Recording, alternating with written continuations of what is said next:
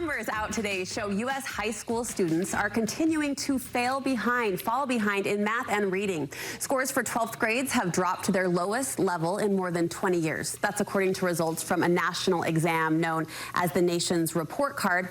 Educators point to several possible factors: more screen time, shorter attention spans, and less time spent reading. Longer form writing, both in and out of the classroom. So as we settle into the new school year, it's a good time to revisit your parenting priorities and set or reset thoughtful limits on screen time.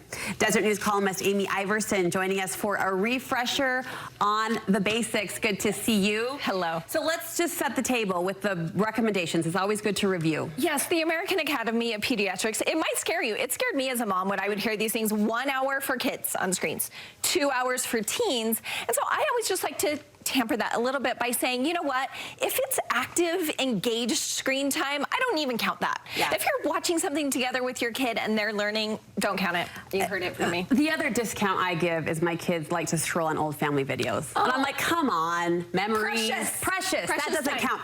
You do recommend, though, making a family media plan. I think this is the only way to do it, because your kids only are going to do it if they buy in. And the way you get people to buy in is help them get involved in making the plan. So that's how I like to get them involved. 3 suggestions for a media plan, because of course people will customize this according to their family, their needs, their goals, and their home. But there needs to be some tech-free times. Yeah, these are the basics. So you've set those tech-free times. Maybe that's dinner time. Maybe it's half hour after school. Maybe it's an hour before bedtime. Set the times. I like this next one. I could improve on this at home. Tech-free zones, like areas of the house. For a long time, people were saying bedrooms, which I feel like we have enough safeguards on our phones that you don't necessarily have to do that. But you do need to decide, maybe it is the dinner table, maybe it's the couches, wherever you decide, no tech at those places. That takes some thoughtfulness, but I like the challenge of identifying where do I want people to connect, because it's not just about staying off of a phone. Exactly. It's what you're doing when you're not on the phone.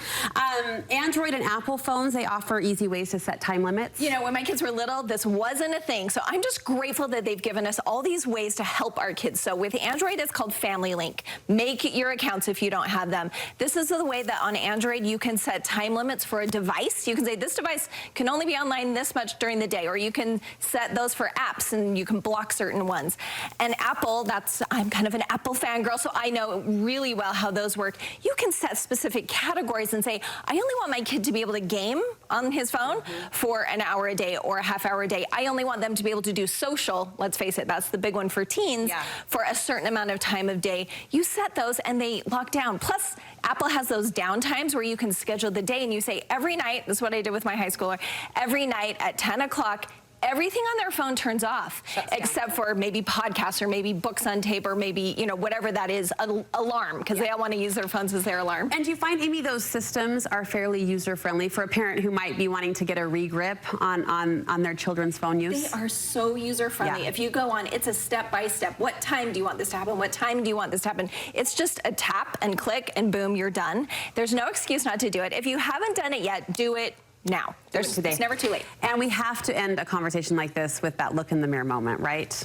Yes, we have to look in the mirror as parents, because if you're someone who's spending 8 hours a day on your phone, but you're telling your kids they can only do a half an hour, they see that hypocrisy, right? High-tech hypocrites, we call them. So we need to look at ourselves and model the behavior we want to see in our kids. I'm going to think about that. Name call myself every now and then as a high-tech hypocrite. All right, Amy, I love it. Where can we get more from you? So Deseret.com/Amy. I'll break down it all. But it's so easy. You can do it. All right, everyone can do it. Thank you, Amy.